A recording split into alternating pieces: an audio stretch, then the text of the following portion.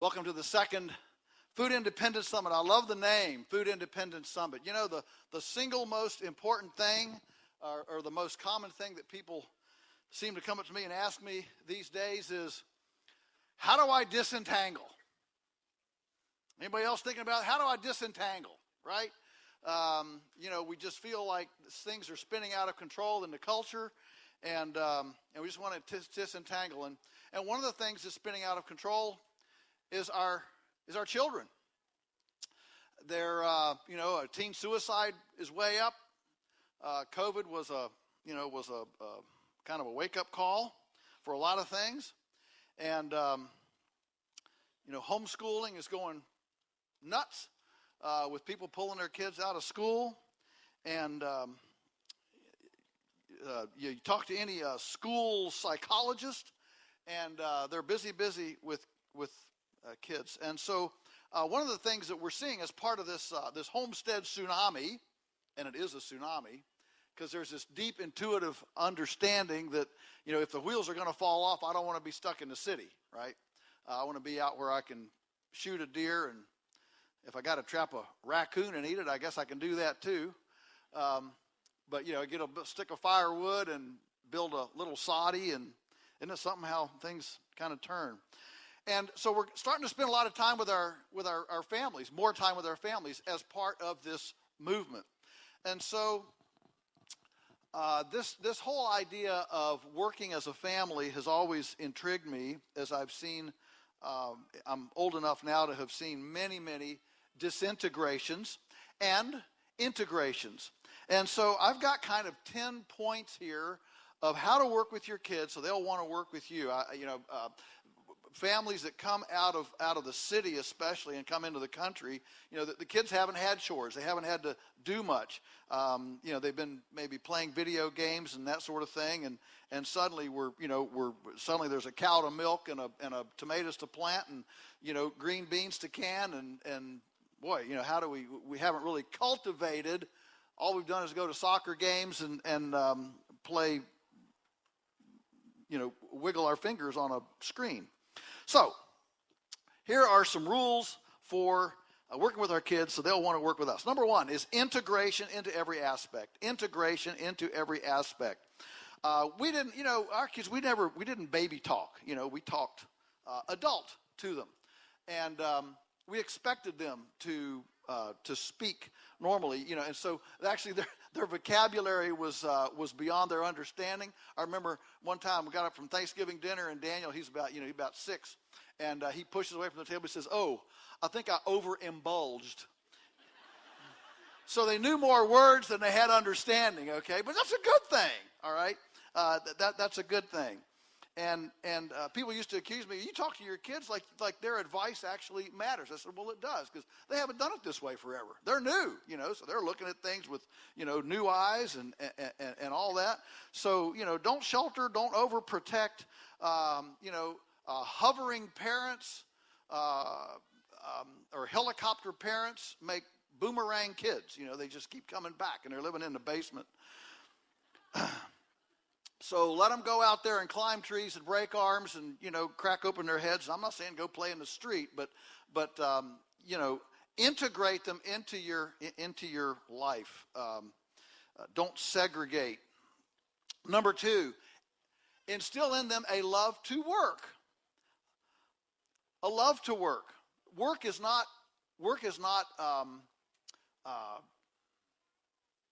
a punishment. And don't ever make work punishment. Oh, you have to go, do this. Pull weeds for an hour as punishment. No, that's opposite. We want to make work exciting, fun, turn it into a game, okay? Kids love competition, so you got to weed the green beans. I don't know why I'm stuck on green beans, but anyway, it's a good day to be stuck on green beans. You got to weed the green beans, okay? So put a little pink surveyor's ribbon and another one down there, and put 2 of them on the 2 rows. Say, I'll tell you what, we'll race, see who gets done first, and turn it into a game, and don't let them win all the time. That's not fair. You go ahead and win a few times too, but you might let them win once, and have that done. probably the most critical thing I can say on this, and this will be one thing for you young parents. This will be worth the whole weekend, okay? Never give time-oriented tasks, only task-oriented tasks. What in the world does that mean? I still have, twitches and emotional scars from go practice the piano for 30 minutes. There's no performance oriented. There's no completion. All you're doing is watching the clock tick, tick, tick, tick. Go pull weeds in the garden for 30 minutes. You're watching the clock tick, tick, tick. So many parents say, my kids dawdle. I tell them to do something, they just fool around, they dawdle, all right? Well, that's because we don't inculcate in them performance-based, task-oriented projects. Instead, go say, we eat these green beans, go to the survey ribbon, okay, at the end. When you get done, we'll read a story, we'll have an ice cream cone, or I'll give you a quarter, whatever the appropriate incentive is. But what you're doing then is you're not putting any time on it. You're not putting a time factor in it. You're just putting a task factor in. And that completely revolutionizes the thing. Then, hey, I'll get done. I can go swimming when I'm done, or I can, get an ice cream cone, or I'll hear a Dr. Seuss story, or, whatever. But you turn it, you push completion. And, both of our kids are workaholics. The world would call them workaholics. I just call them industrious. But, our daughter, when she was about 10, this little group of girls, they had this little newsletter that their parents subscribed to. And came up to Thanksgiving. We'll do an issue on what to be grateful for. And I can't tell you how proud I was of our little, 9, I don't know, she was 9 or 10. And she wrote her essay was, I'm grateful for work, because without work, the world would be in chaos. And that was pretty cool. The other one for our two kids, I would take Daniel with me. He's in diapers, and we're out building a fence line. And so one of the ways I would pace myself in work, again, not time oriented. I'm not going to go out and work for 3 hours. No, we're gonna put in 12 posts. And one of the ways I would pace myself, and I'm post hole digger and put them in by hand. And one of the ways I'd pace myself is I would not take a drink of water, but every second post. Okay. And that way, I'm thirsty, but I got to finish this post, and I'll get a drink of water. That's just a personal, kind of put a burr in your saddle, okay? And so, Daniel's down here, he's in his diapers, and he's playing around with his Tonka truck, and in the dirt pile and stuff, how kids do. And how then they start to whine. No, I'm thirsty. Daddy, I'm thirsty, right? No, Daniel, we can't have a drink until I finish this other post. And so he kind of grew up that way. Well, a family moved in nearby us a few years later. They had a son about the same age as ours. And as little, 9-year-old boys are wont to do, they had to go build a fort. Boys got to go build a fort, right? And so the moms got together, created a play date. Yeah, we'll get together, and decided to do it over at the neighbor's house. So they picked a day, 8 o'clock rolls around, and Teresa takes Daniel over to this neighbor's house, and they're going to build this fort. And about an hour and a half later, the phone rings, and it's the neighbor, the mother, and she calls a little bit offended. She says, "What is it with your son? He won't let mine take a drink until they finish the first wall of the fort." So if we want industrious kids, if we want kids that enjoy work, what we need to do is teach them completion-oriented compensation. You get compensated only when you complete it, only when you're done. And we never tell them to go, weed for an hour, or chop thistles for an hour, or we don't put time on it. All that does is teach fooling around, okay? Because there's no incentive to actually get something done. You just got to put in your time. So task-oriented, not time-oriented. Was that something new for a lot of people? No. Okay. Everybody knows this. All right. Didn't learn anything. I thought that was new. All right. Or maybe you don't want to raise your hands. All right. Maybe you don't want to admit that you've been telling your kids to put in their time. All right. Number 3, give the kids freedom. Freedom, all right? Let them pursue their own projects. Now, we want to give them, a reassuring environment, but we want them to have opportunities to fail, okay? Preserve that passion for dreams and exploration. Give them freedom to pursue things that they want to do. Our kids are not like us. I mean, Teresa and I can't draw a stick man, and our daughter Rachel can draw. I mean, she could be an artist by profession. She's that good. She's that talented. I don't know where she got it. Obviously, it skipped a generation with us, but your kids have different interests, okay, than you do. So give them freedom. I mean, our son Daniel, when he was about 13, we had a friend that built log homes, and if you know me, I'm not a meticulous construction guy, and so he. We'd send him, we were homeschooling, so we could send him with this crew. I'm sure, OSHA would not have approved, but we sent him with this crew for a week at a time, building these log homes. And guess what? When he got married, he built his own house. I would have never thought about building a house at 20, okay? But with no formal instruction, he built a really nice house. And so giving them freedom to pursue their own interests and passions is what gives them the chance to succeed and fail and decide who they are. One of the reasons that our young people today get 18, 19, 20, don't know who they are is because they haven't had the freedom to discover who they are through eclectic life experience. And so letting them pursue those things is good. Number 4, create investment opportunities. This creates long-term commitments. What we want here is personal ownership in things. I know for me, one of the best things that Dad ever did was as soon as he found out that I wanted to be on the farm full time and I wanted to make that my career and vocation, he quit investing in the farm. If we had to buy a tractor, I bought the tractor. If we had to fix a barn roof, I fixed a barn roof. Guess what that does? You start seeing flapping barn roofs then. Okay? And because you begin to transfer that ownership, it's not now, theirs, it's ours, and some of it is mine, and it's appreciation of costs, care of infrastructure. I mean, if it's not Dad's tractor and it's my tractor, or here I guess I can say, my buggy or my horse, suddenly I'm going to take care of it a little better than when it's just somebody else's. Ownership must change physically and emotionally, and it really helps to settle the stewardship question. Number 5, encourage a separate child business. Now I know I'll run counter to a little bit here. I'm a big believer in children should have their own bank account, their own money from day one. Okay. This is how we teach stewardship. If you never own anything, how do you learn how to take care of it? And so we really are firm believers that children should have a separate business of their own and keep their own financial records, keep their own stuff. I mean, I can remember very well, Daniel was, 10 maybe.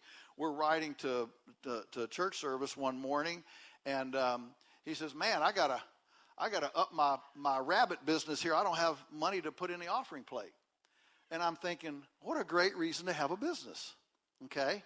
And that's we didn't bird dog, we didn't push, but they saw how we lived, and more is caught than taught. Now this business needs to be autonomous. So Rachel, our daughter, started her baking business and stuff, very early. And you know what that does to the self-worth, the affirmation of a kid? I mean, so Rachel's, like 9, and these little garden club ladies would come up, oh, you're the girl that made the pound cake. I served it, my garden club women the other day. It was so good. Everybody was so excited. You know what that does to the spirit and the affirmation, the worth of a young person, to be able to have that kind of encouragement. And so I know for me, I got my first chickens when I was 10. I'll never forget, that little box arrived from Sears and Roebuck. heavy breed special as hatched. You know, it's interesting. Whenever you get them as hatched, there's twice as many roosters as there are pullets. You ever notice that from a hatchery? I'm not sure how that works, but somehow every bird that's hatched in a hatchery, there's 2 roosters for every pullet if you buy them as hatched. And so, you know, I had the same thing. I had, 18 pullets and 32 roosters in the 50 as hatched birds. But I raised those up, and that started.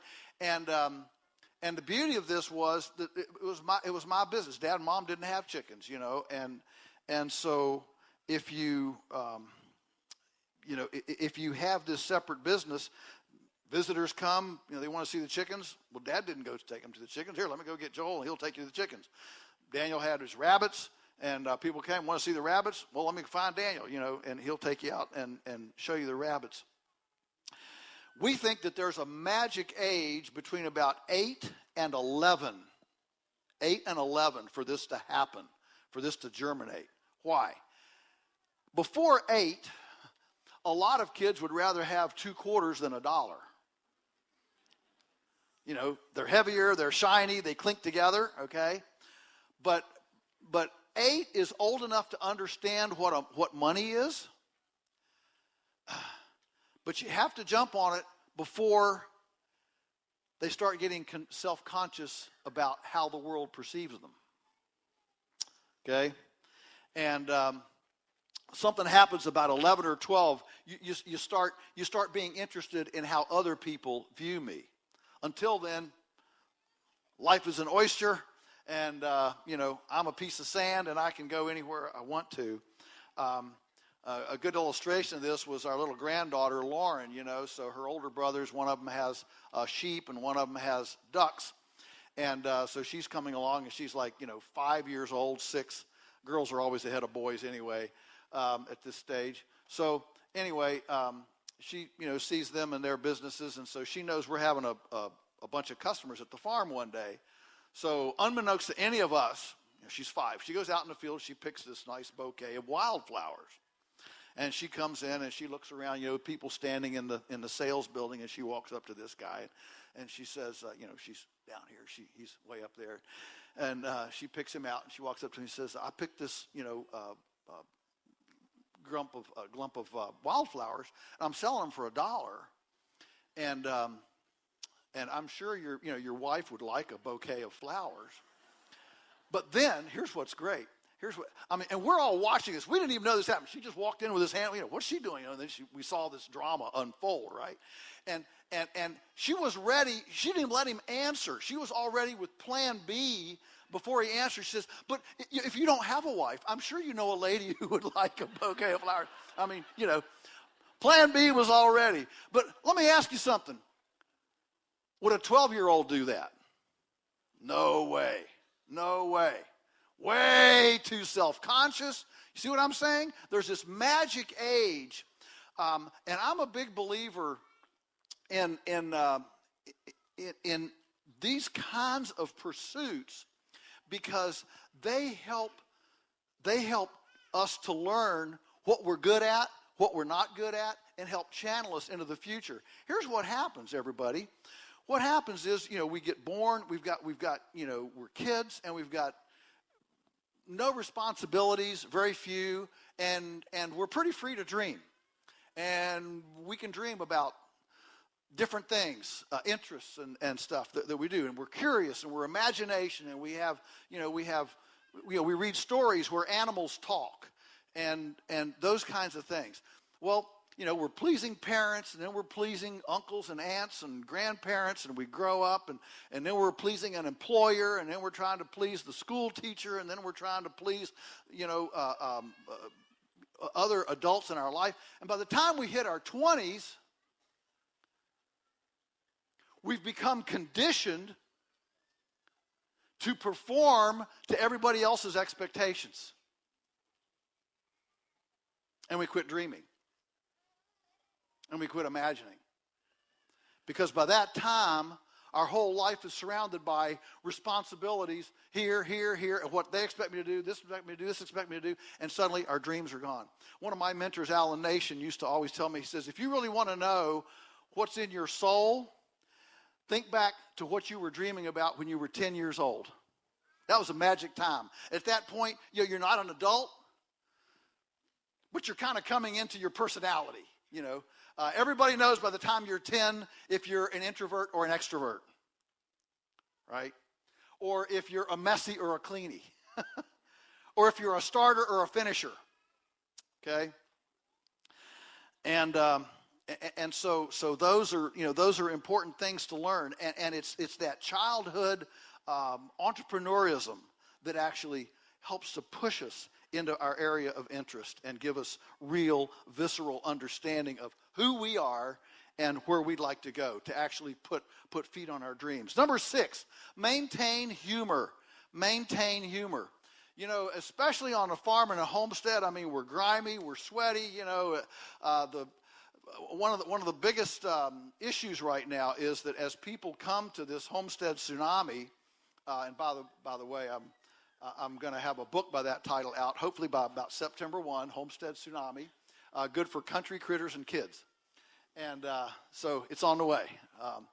And one of the things that I'm hearing as I do so many of these homestead things is there are people who made this jump, 2 years ago, 3 years ago, and they're discouraged.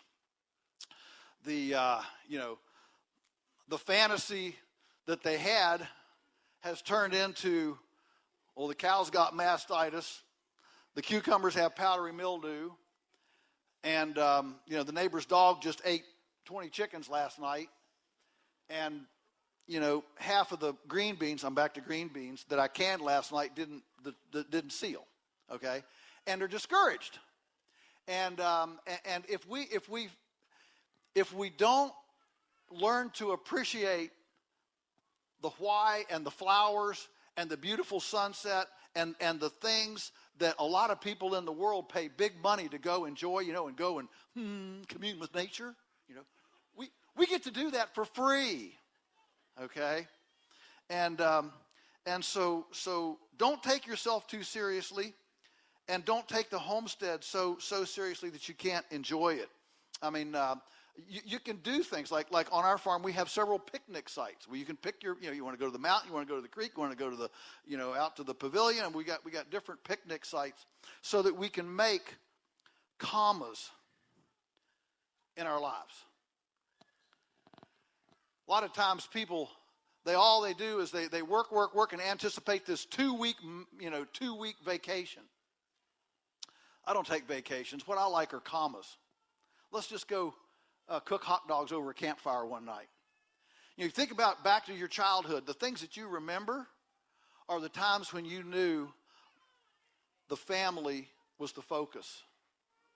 And you didn't sit around and talk about whether you were making money or not. But you just enjoyed each other. And that can be a little 3-hour comma. And you can do that pretty easily, as opposed to a mega time off. The cow whisperer Bud Williams used to say, if your life is so that you have to get away, don't come back. You should figure out how to love what you do. I ran into a guy once, and he had this hog pen, and he went out so that the city cousins, they're coming to visit the homestead, and so he goes out with cuts some saplings and some baler twine, and gets some ears of corn, ears of field corn, and when the city cousins come, his kids, they take their cousins and they go out, sit on the fence in the hog lot, and they tie this baler twine and a ear of corn to the a sapling, and dangle it out there to the pigs. The pigs come along, they see this ear of corn, and the pigs come along, they grab this ear of corn, got it, and the kids go hog fishing. I got a big one, I got a big one. And they go hog fishing. That kind of thing, that kind of imagination can, laugh often, laugh hard, okay? And when you're frustrated at your children's little clumsiness and inefficiencies, laugh about that as well. That the lack of skill can create a lot of humor and good jokes. Number 7, pay the children. Pay the children. I'm not saying no allowances. I don't believe in allowances. Nobody should get paid for breathing, okay? But remuneration should be tied directly to performance, okay? And so now, I'm not saying pay them for making their bed. You know, there are things, and we deal with this a lot with our apprenticeship program now. It's gotten, you know, it's definitely developed as our nation has moved into a more, you know, entitlement program. You know, in the decades we've been doing our apprenticeship program, we've watched this move, and where, you know, what do you pay me for that? Well, you know, making your bed is just what you do because you're a human. Putting your clothes in a dirty clothes basket, you don't get paid for that. You know, cleaning the toilet, no, you don't get paid for that. You know, does anybody get paid for the toilet to clean the toilet at your house? No, not at ours. But if nobody does, it kind of gets to be a stinky world, right? And so there are things that need to be done because we're human, because we're living together, because we're, you know, there are things to do. So don't pay for that. But if there's something that redounds to the family, to the family's largesse, pay for it.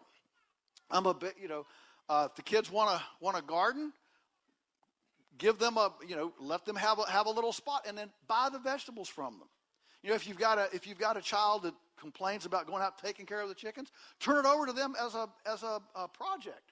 I'll tell you what, we'll pay you, you know, $5 a dozen for the eggs. Now suddenly they're interested in making sure the eggs are clean, and making sure that they've got nesting material in the box, and the chickens are fed, and all those kinds of things. So you know, pay them for their labor along with, you know, their entrepreneurial things. You know, one of the you know, our kids are now 42 and 36. I know I don't look old enough to have a 42-year-old, but you know, one of our proudest moments was that both of them hit 20 years old and had $20,000 in the bank that was theirs. And by the way, it's their money. It's their money. Are they going to blow it? Yep. Yep. That 10-year-old with that $5 rattling in his pocket, I guarantee you he's going to buy something that's the stupidest, you know, some red, you know, shiny, glittery object, right? And you know what? He's going to find out in about 3 days that it doesn't satisfy. And that's an important lesson for a person to learn early in life, and not when they're 30 or 40, right? So we want these mistakes, these failures, these life lessons to occur early, not later. Number 8, praise, praise, praise. Praise, praise, praise.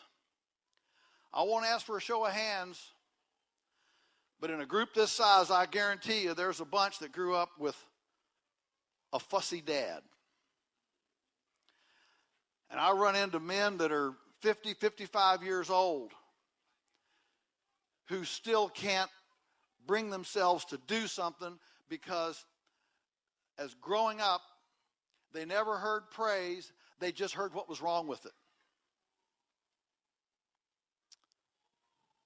I'm picking on men right here. If you don't know if you're a fussy dad, ask your wife. She knows. Because she picks up the pieces.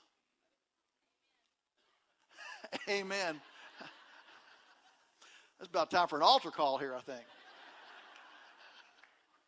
But this is serious, and sometimes I this little piece here I almost can't get through, because my dad grew up in Anderson, Indiana, and he worked for an automobile company. He was a journeyman pattern maker back in the days when you made wooden molds to pour like carburetors and stuff in.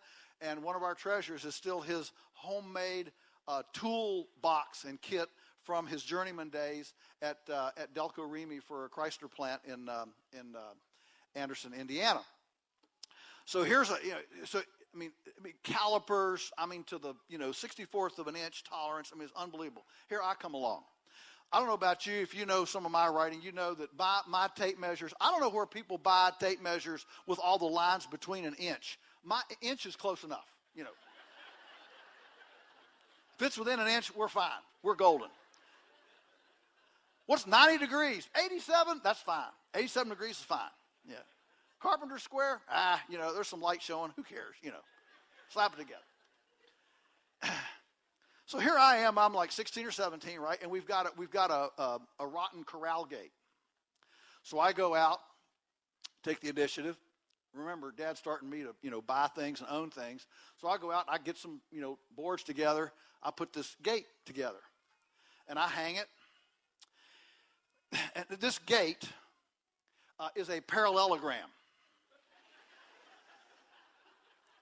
Okay? It works. It swings. Dad goes by. He sees that gate. And I'm thinking today of Lot vexing his righteous soul sitting in in Sodom and Gomorrah. Dad looked at that gate and he says, good job. You know how that must have vexed his soul?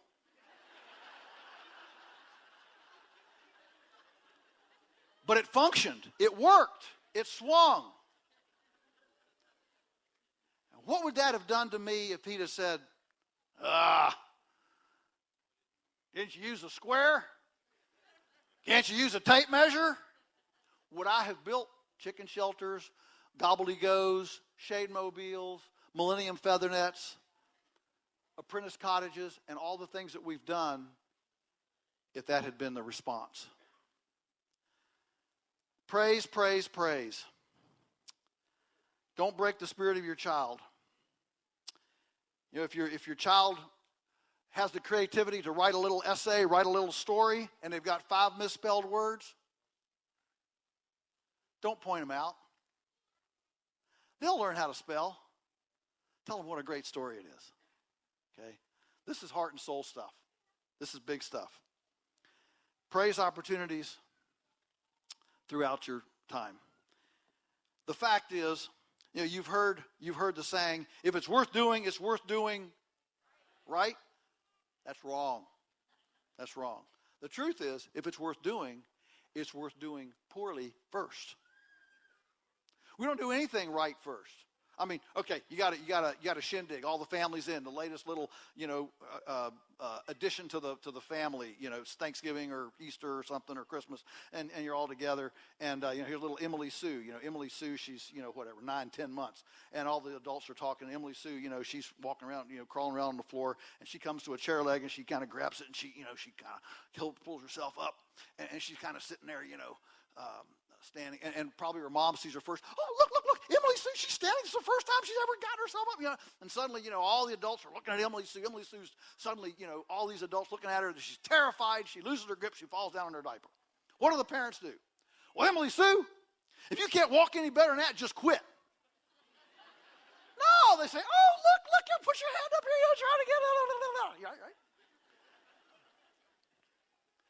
Right? We don't walk well first. We don't talk well first. We don't write well first. We don't poop well. I guess we poop. We just don't know where to put it. We got to learn these things. So don't break the heart of your child as they're learning. Praise that accomplishment. Number 9, enjoy your vocation. Most commercial farmers I know, all they do is spin around and whine and complain about things. Prices, pestilence, disease, EPA.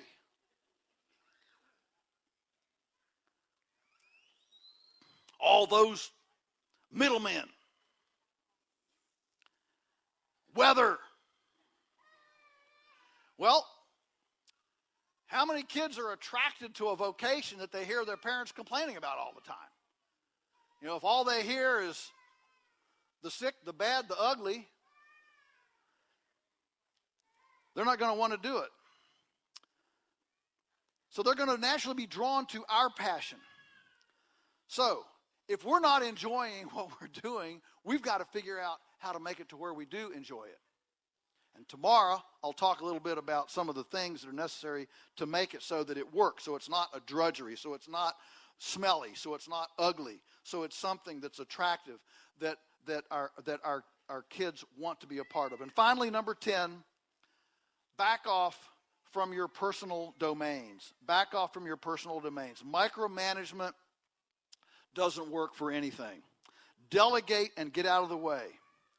Responsibility is the number one motivator. Around our place, we say the guy in charge makes the decision. The guy in charge makes the decision. If I'm not in charge, I'm not going to make the decision. If you're in charge, you make the decision. And I'm going to let you make the decision. It might not be the decision that I agree with. But how do you take ownership if you don't have responsibility? Responsibility is like a great big muscle. It's like, I call it the discernment muscle. The discernment muscle. Are we exercising it or atrophying it by the way we micromanage and by the way we hover over our kids? What we want is an exercised discernment muscle. We want them to understand. We really saw this as we started the apprenticeship program when Daniel was quite small. And these 20-year-olds would come out for an apprenticeship, and they were completely unaware of danger. Daniel, growing up, knew about that things could turn over, that you can back over a bucket, that you can, and I can't tell you how many, as he started the apprenticeship program, people say, oh, you have all this, it's free labor, that's why you're successful. Yeah, let me tell you about free labor. Let me tell you how many times we've re-welded a jack on a trailer that got hooked up and dragged out, a furrow down through, until it brang off, and then you got to go. I was out at the shop one day, I heard this clunk, I looked around, and here one of our apprentices hooked up to a grainovator buggy to take feed out to the field and to the chickens, and didn't look back, caught the corner of the pole on the shed, cracked the pole right off, so we spent the rest of the day jacking up the shed and putting a new pole in and all this stuff. Yeah.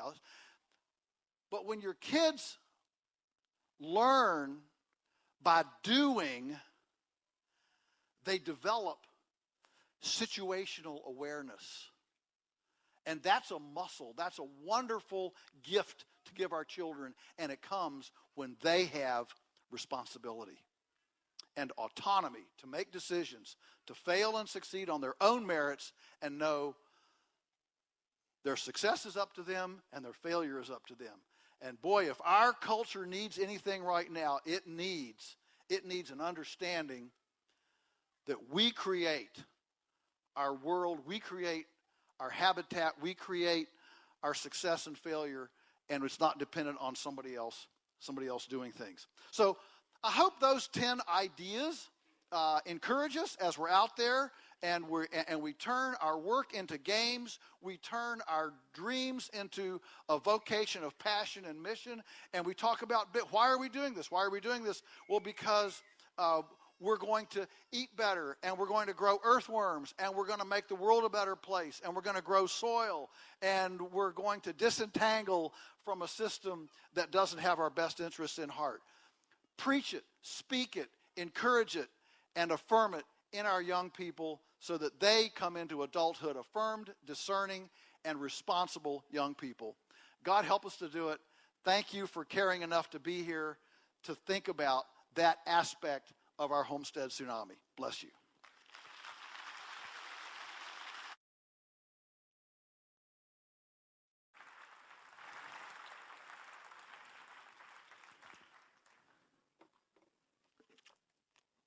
Thank you. Give him one more.